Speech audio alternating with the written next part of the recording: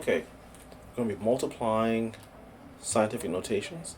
So I'm going to use the property of multiplication called the commutative property, and which means that if you're multiplying, you can change places. So I'm going to put the 1.5s next to each other for multiplication. And then I'm going to put the powers of 10 together. 10 to the second power times 10 to the third power. Okay, so just kind of commuting them together, because I need to know what 1.5 times 1.5 is.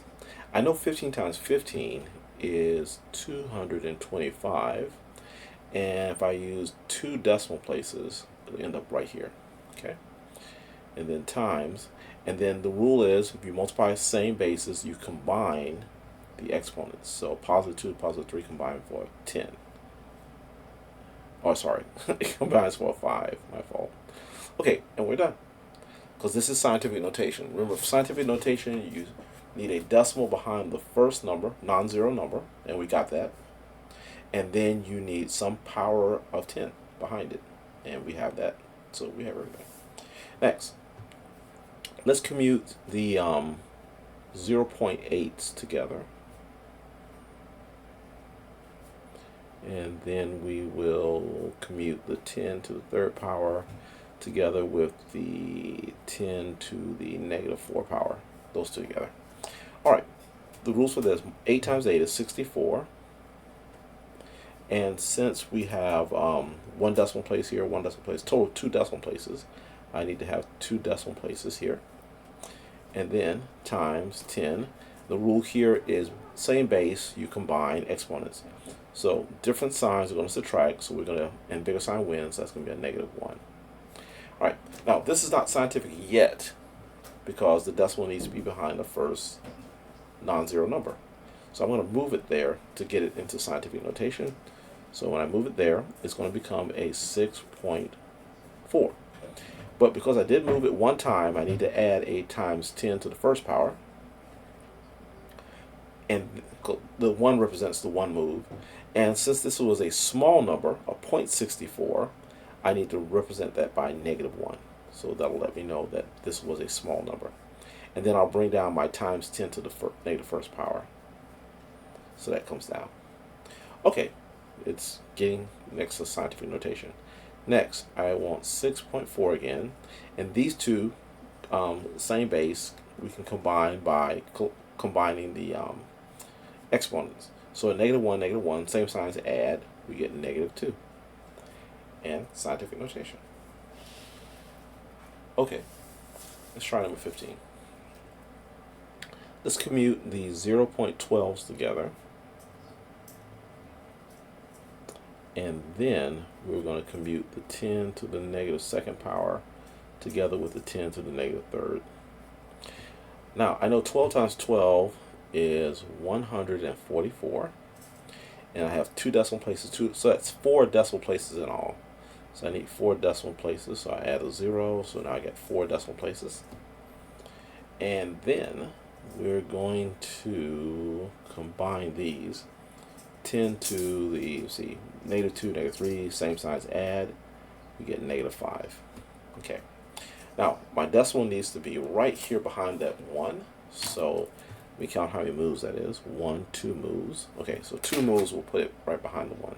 So 1.44. And then times 10 to how many moves? That was 2. And that was a small number, so we'll represent that by negative 2. And we have the 10 to the negative 5 that's waiting, so we'll put it there. And so we'll say our answer is 1.44, and then combine these two times 10 to the negative 7 power. Okay, next, I'm going to commute these 0.05s together. And then let's put the 10 to the 6th power together with the 10 to the negative third. Okay, so you can kind of see what I'm multiplying. I know 5 times 5 is 25. And I have 2 decimals, total of 4 decimals in here, so I need 4 decimals here. If I add 2 zeros, that'll give me 4 decimal places over. Okay, so times 10, and I can combine these two to become 10 to the third power, positive 3. Okay, now let's move the decimal over so we can get scientific notation here. It needs to be behind the 2, so that takes 1, 2, 3 moves. So 3 moves to get the 2.5. So it'll be times 10 to the third power.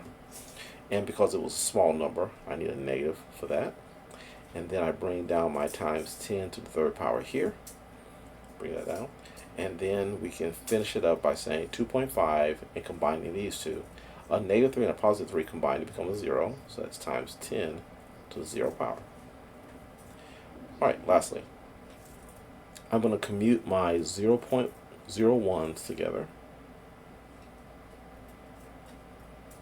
And commute my 10 to the 6 together with my 10 here. Now you notice there's no number here. If there's no number on your base, you assume that it is 1. So we're going to, it is understood 1 power. Okay, so that gives us the ability to combine now. So 1 times 1 is 1. And I have 2 decimals, that's 4 decimal places. So let's create 4 decimal places. 1, 2, 3, 4. That's 4 decimal places. Okay, got it.